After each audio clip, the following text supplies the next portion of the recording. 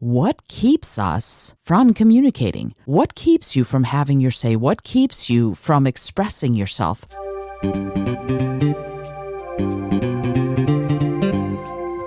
Hello and welcome to the Innovative Mindset Podcast. I'm your host, Isolde Trachtenberg. On the show, I interview peak performing innovators in the creative, social impact, and earth conservation spaces. I also bring you ideas and techniques that you can grab and use to set goals, create, and unlock your potential for changing yourself and the world. And now let's get to the show.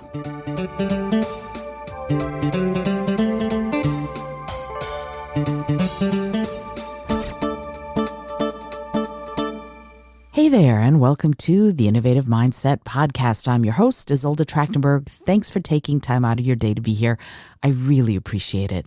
I want to talk about a couple of different things today, but first of all, the Innovative Mindset Podcast it's going to go through some changes in the next few months. One of the things that I'm finding is that I'm not just talking about innovation anymore in this show. In fact, a lot of my solo episodes like this one have been talking about creativity separately from communication, separately from compassion, separately from curiosity. And why is that important? Well, the reason it's important is because I think we need all four of those in order to really be innovators, in order to really make a difference in the world. You need to be creative, you need to be compassionate, you need to be curious, and you need to communicate. And so I keep thinking that this podcast needs to reflect more of that because that's what I'm really talking about. So watch this space for changes in either the focus or the name. It might be going back to the Creative Mindset Podcast. It might be coming into the Isolde T Podcast. I'm not sure, but it's going to be undergoing some changes, and I wanted to give you a heads up about that right now. Okay, so what do I want to talk about today? I want to talk about communication like I have been, but I want to talk specifically about what keeps us from communicating? What keeps you from having your say? What keeps you from expressing yourself? When, as I've said before, when you're born, what's the first thing you do? You breathe. What's the second thing you do? You use your voice, you scream, you cry. So we're born knowing that it's our birthright to express ourselves. We're born knowing that. And yet, over time, some of us, not all of us, but some of us, and I'd say a good few of us, start hiding our voices.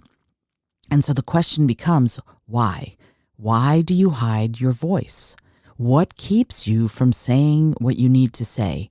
Sometimes I think it's that we don't know how to formulate it, right? You're trying to figure out how to say what you want to say, and you don't know how to form the words. You don't know how to be convincing. You don't know how to say it so that the other person's going to actually understand what you said. And in fact, I just got a person signed up for a discovery call, and they said in their little comment, I feel like I say things and people just don't understand me.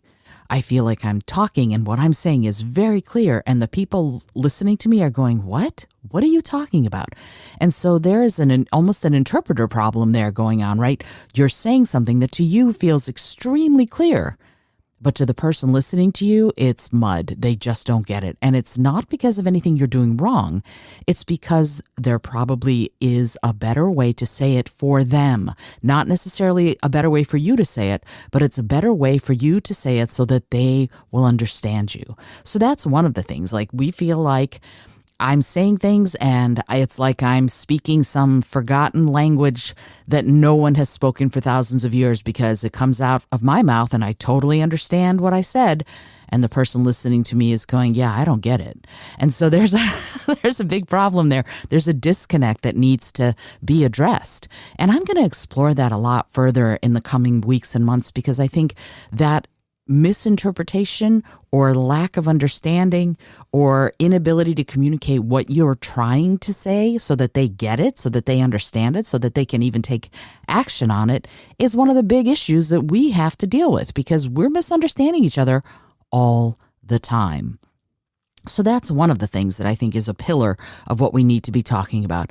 Another thing that we need to be talking about is fear.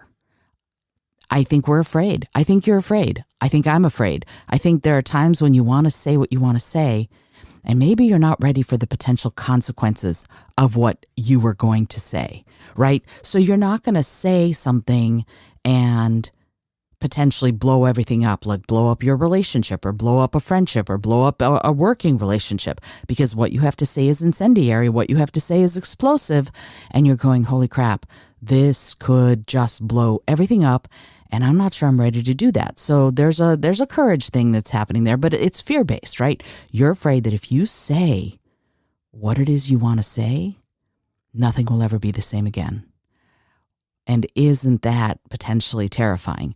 Here's the thing, though. I think it's also potentially glorifying. I think it's potentially amazing. Even if you do blow things up, maybe that's the best thing. Maybe the status quo is no longer the thing you need to be concerned with, right? If you want to make changes, one of the first things that you can do is say that you want to make a change, right? Once you say it, it becomes more real. Once you say it, you can hold yourself accountable. And here's the thing. If you say it to someone else, despite the fear, if they are a comrade, if you will, if they're a colleague, they will help you hold yourself accountable. And if you want to say something to that person or those people that will potentially be incendiary, perhaps they need to hear it. That's something that we really don't get, that sometimes the very thing you need to say is the very thing they need to hear. Mind-blowing, right? I mean, even if it's scary, but it's so true. Like sometimes, and it's not a you situation, right? You're not going, you suck. That's not what I'm saying.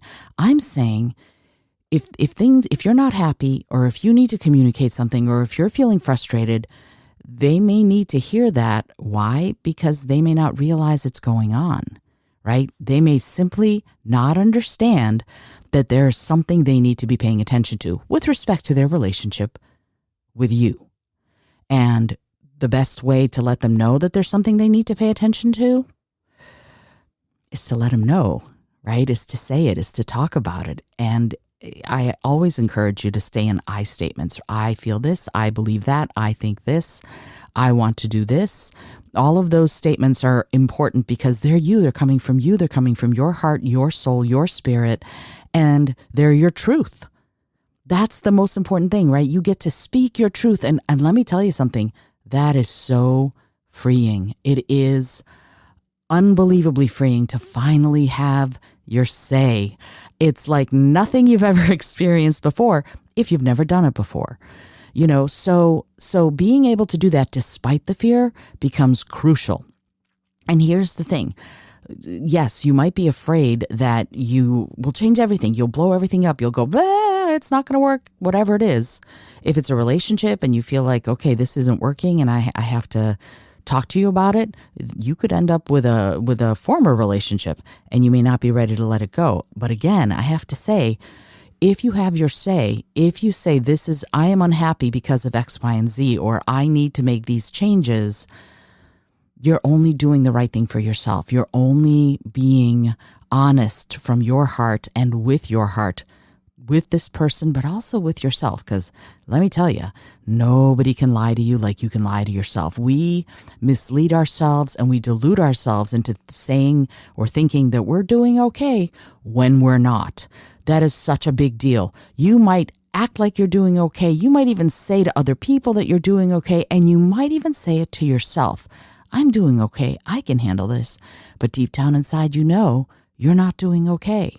And the sooner you say it to yourself, the sooner you will be able to make some changes. And it's scary, and I get it. And I've talked about it on the show before, but I want to talk about rock bottom. Let me talk to you about rock bottom. In the 12-step program, in any of the 12-step programs, rock bottom is the worst, right? You are at the bottom, the worst possible place you can be. And I get that. In 12-step programs, they think that's a bad place. And I think rock bottom is a good place, because up until that moment, you've been slipping and sliding, and things have been getting worse and worse and worse. But here's the thing about rock bottom. When you're at rock bottom, you have finally hit stability. You're finally on solid ground. And you know what's amazing about solid ground? It's not going to go anywhere. If you push off from there to start taking steps to make things better, it's going to be a solid foundation underneath you. If you're doing it not from rock bottom, you're still slipping and sliding down.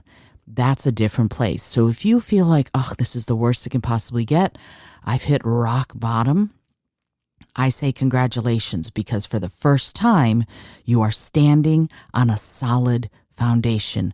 And from there, you can build it to wherever you want to go. It's freeing. Believe me, it is freeing to be at rock bottom, because you're stripped away from all the artifice. You're stripped away from all the BS. You're stripped away from all the delusions from other people and also yourself. You're just you. And that's powerful. I got to tell you, it is a powerful, powerful place to be. Now, I'm not in any 12-step program, so it's a different, and I get that it's a different take on what rock bottom is, but I got to tell you, for me, that is a moment to celebrate, because you are you authentically and for real, standing for the first time, perhaps, on solid ground. Huge, huge thing. So from there, you can build it to where you want it to go. And that's a big part of this. That's a big part of having your say. You can finally say the words you need to say, use your voice, speak clearly, speak from your heart, and say what you need to say to the people in your life, whether they are friends, family, colleagues, acquaintances, whatever. Being honest is the best thing that you can do. And I get it that there are times when we go through social niceties and we say someone is wonderful when they're not, or when they're not acting that way. You know what I mean? And yeah, there are going to be times. But I'm becoming more and more an advocate for the truth. Kindly told, but the truth. I think Gary Vaynerchuk refers to this as kind candor. And yeah, I believe kind truthfulness, because, the way I end every one of these talks with you is I always say, be bold, be creative, and most of all, be kind. Absolutely, be kind, but also be frank, right? You can be frank and kind at the same time. You can have candor and be incredibly kind while you do it. So important, because you're not doing this to piss people off or to alienate them. You're doing it because you need to have your say for, again, perhaps for the first time. So the fear of blowing everything up and changing everything, it's a fear, but it's only a fear. You may change things, but you may change them for the better. And that is not a bad thing at all, right? So here's another way fear plays a role. We fear being judged. That's one of the things that we fear when we're talking about having our say. And here's the thing about that.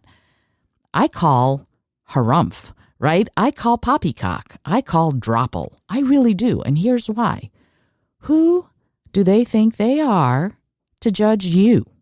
Right? That's something we have to really, really become aware of. We start doing this thing for ourselves and in ourselves that someone is going to find us wanting. Oh, they're going to think I'm a bad person. They're going to think I'm not worthwhile. They're going to think I suck. They're going to think I'm not nice. They're going to think I'm bad. Honestly, who cares what they think? Truthfully, who cares? And if you do, it might be a really good thing to think about. Why? What makes you care what other people think, right? Because a lot of us keep from saying what we want to say because we're afraid that other people are going to judge us. And the question I keep coming back to is why are you giving them so much power over you? Really, why are you giving anyone else that much power over you and your path on this planet? It's so important. It's so important to start thinking that, you know what? It doesn't really matter what they say. They are not the boss of you. You are the boss of you. You are the boss of you. That's the best way to say it. And you know what? Say it with me right now. I am the boss of me. I am the boss of me. I am the boss of me. You are the boss of you, right? What they say doesn't matter in the scheme of things. What they think doesn't matter in the scheme of things. It just doesn't matter. What matters is you being truthful to who you are, in kindness, of course, but be truthful. Who are you lying to if you're lying to yourself? You're lying to your own soul. You're lying to your own spirit. So being afraid that someone else is going to judge you, yeah, I get it. I get the fear, but I also get that a lot of us, most of us, I'd say, are afraid of that. And if we're all walking around afraid of being judged by other people, then we're all judging and we're all being afraid. And as they say, in the land of the blind, the one-eyed man is king. Well, if that's true, if the one-eyed person, I'm going to change it around, if the one-eyed person is king in the land of the blind, then why the heck don't you be the person who opens that eye? Why not? Why not be the person who goes, you know what? I don't care so much. And if they judge me, it says a lot more about them than it says about me, because they feel the need to push me down to make themselves feel better. And that's this is something, I should probably do an entire other episode of this, but this is something I want to introduce right now. I have always had trouble with people who feel the need to denigrate, to insult, to push down, to put down other people in order to elevate their own opinion of themselves. Because that's what they're doing, right? The second you're putting someone else's down, you're going, well, I would never do that. I would never say that. I would never look like that. I would never wear that, which means I'm somehow better than the people I've just put down. You're not any better. Let's just call it what it is. You're not any better. The second you feel the need to insult someone else instead of approaching them with kindness, you're putting yourself into a pretty harsh light, because you feel the need to judge someone else for what they're doing, for what they're saying, for what they're wearing, for how they look, whatever, right? Now, as a vegan, I have to always say this. I have to say this. I believe in kindness towards all. So that means kindness towards the earth, kindness towards the animals. I believe, in fact, on my phone, I have a little, on my lock screen, I have a thing that says, leave it better than you found it. So I will always stand up for and defend animals and defend the earth. I will always do that. Always, always, always. There's nothing that's ever going to stand in the way of that. And in fact, I've gotten myself in trouble standing up for people and animals that were being abused. If I see it, I will stop it. So is there judgment there? Yeah, you bet your bippy there's some judgment there. If I see someone hurting someone defenseless, I'll get involved and I will absolutely judge that person, and I will behave in a manner that will let them know that they need to stop. This is unacceptable behavior. It's unacceptable to hurt someone defenseless. It's unacceptable, especially in front of me. And I'm being as raw and real with you as I possibly can. If I see it and when I see it, I will get involved and I will stop it. And is there judgment? I guess there is, because I'm going, yeah, that's wrong. It's wrong to abuse anyone. It's wrong. And that's something that I will stand behind. So when I talk about judgment, it's not about that sort of stuff. Like, yeah, if you're hurting someone, if you're abusing someone, absolutely, that is wrong. And I will absolutely judge that. And I'm allowed to, and so are you. What I'm talking about is someone's core of who they are, but also, people, I remember, I'm going deep into this. When I was a kid, my family immigrated from the Soviet Union. Well, we emigrated from the Soviet Union and immigrated to the USA. It's always weird, emigration versus immigration. But anyway, and when we got here, we were very poor, and all of my clothes came from garage sales. That's where, I don't even know if we had thrift stores in Detroit. We probably did, but we didn't know them. So my father would buy garage sale clothes, or my mother would sew them. And I was embarrassed like crazy that all of my clothes were secondhand. All of my clothes were, repaired. Luckily my mother was a seamstress and she was able to repair them. But I didn't buy new clothes. I didn't get new clothes until I started working and was able to buy something for myself. Now, what was embarrassing about it to me was not that I was wearing secondhand clothes. It was that people judged me for wearing secondhand clothes. My classmates made fun of me because of the clothes I was wearing, because they were out of fashion, or they were ragged, or whatever. And that was sad, right? And now I look at it and I'm like, oh, you people sucked. Let's be honest, because that's not what you should do. But then kids can be really nasty and mean sometimes. So that's what happened. And that's the kind of judgment I'm talking about. Don't do that, right? If you see someone who's wearing something that is out of fashion or whatever, judging them for that is dropple behavior. It's Mugby behavior. It's not appropriate. So that's not the kind of judgment I'm saying as far as, judging someone, being judgmental about someone who abuses someone else, right on. And maybe you can help them stop, and maybe you can educate them or whatever. But in the moment, if you see abuse, you stop it, or at least I do. I'm sorry if I sound really preachy, but that's really, it's a core tenet of my existence. But as far as, what people are wearing and how they're speaking, I remember, boy, this this episode's going all over the place, but this is pertinent, I promise. I remember listening to an NPR talk show, and the person who was hosting the talk show was not a native English speaker. So they had an accent. And someone called in and had a question. They were doing a call-in show that hour. And someone had a question who had a pretty thick accent from somewhere other than the USA. And the person who was the host said something along the lines of, well, if you're going to call into a radio show, you need to learn how to speak English because I can't understand you, and hung up.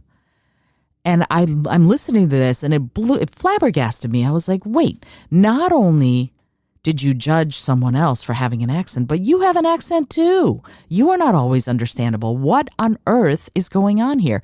And I think, now looking back at the psychology of this, he himself might have felt a little bit insecure about his own accent, maybe. And so instead of being able to be kind and open to the person who wanted to communicate and just was having some issues with it, instead of trying to understand that person better, he shot him down, right? And that's one of those things where I remember listening to it and it blew me away. I was like, wow. And that was the moment I stopped listening to that radio show, because I realized that on some level, it was either this person was being incredibly judgmental or they were being incredibly insecure. And I wasn't sure I wanted to get my advice and wisdom from someone who was willing to lash out like that to someone who was, I guess they call it punch down. This guy was punching down. This person was trying their hardest to communicate. And instead of elevating them and helping them and lifting them up and getting to the bottom of the question, he punched down and made them feel bad and hung up on them. And it just was like, what? And so this is something that I think is important for all of us. We can try to understand each other better. We can be more kind towards one another. As you know, I talk about it all the time. But it is something that I think is important, that when we're in that space, when you're in that space of receiving communication, try and receive it with kindness. And if you don't understand, ask for clarification. Ask them to see if they can clarify and help you understand what they're trying to say. That's one of the things that we have to remember. Having your say ends up being a two-way street, right? Because you have your say, but if they don't get it, then what did you say? And then it becomes up to them to go, okay, I didn't get it. I didn't understand. Can you state it differently? And if we try to figure out how to say things, how to express them so that the other person gets them from both ways, right? You say it, they don't get it, they ask for clarification, you try to clarify. If they get it, then you're good to go. If they still don't get it, they might ask further questions and you try to clarify further. And then eventually you'll get to the point where what you said and what they understand are the same thing. I'm not telling you to change your stance. I'm telling you to explain so that they get it. That's all it is. That's what it is. That's ultimately how we listen to one another, right? We are living in increasingly global village, right? This is a global village. So I find myself talking often with people for whom English is not their first language. And of course, English isn't my first language, but I'm pretty fluent nowadays. And when I'm talking to someone for whom English isn't their first language, if they don't get me, it behooves me to go, hey, let me explain myself. Let me clarify. Let me give you additional information so that by the time I'm done, you get me. And if they can't make themselves understood, if I'm trying to understand them and I can't, then I ask questions that might help me clarify for myself what they're trying to say. It helps both of us be able to do that. So I'm going to continue talking about this whole fear-based thing. We talked about the fact that we're fearing being judged. We're fearing about blowing up the things in our lives that feel like they're good. I'm going to say that again. Guess I said lives. I talked about feeling judged. I talked about feeling like you're going to blow up everything in your life if you talk about whatever it is you're going to talk about. And there's also did I say it right? Did I say it for myself? Did I express myself correctly? That's a big one. And that's one I'm going to dedicate an entire episode to, because when you say something versus do they understand you, two totally different things. But as you formulate what you have to say, what you want to say, so that it comes out the way you intend to say it, that's a moment in time that is all yours. And I encourage you to take that time. Take the time you need in order to formulate what you have to say. Embrace the pause. I've said that before, and I still believe it to this day. All right. Embracing the pause. I'm going to hit pause on this episode, or actually stop in a second. If you have questions, if you want to get in touch with me, I would love to hear from you. And in fact, if you want to do some coaching around communication so that you can express yourself better and tell your story better, book a discovery call with me. It's free for you, and we'll see if there's a way for me to help you. If you want to work together for me to help you express yourself better, I would love to do that.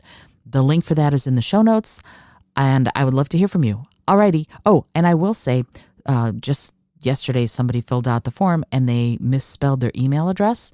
Please double check your email address so that I'm getting to the right place, so that in order to be able to get you the Zoom link for the discovery call, that I'll have the correct information. All right, cool. I'm excited to talk with you. I'm excited to hear from you.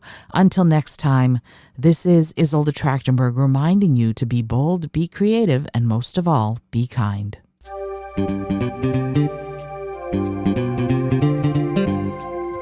Thank you so much for joining me today. I really appreciate you being here. Please subscribe to the podcast if you're new, and it would mean the world to me if you told a friend about it. Today's episode was produced by Isolde Trachtenberg and is copyright 2022. As always, please remember this is for educational and entertainment purposes only. Past performance does not guarantee future results, although we can always hope. Until next time, remember to be bold, be creative, and most of all, be kind.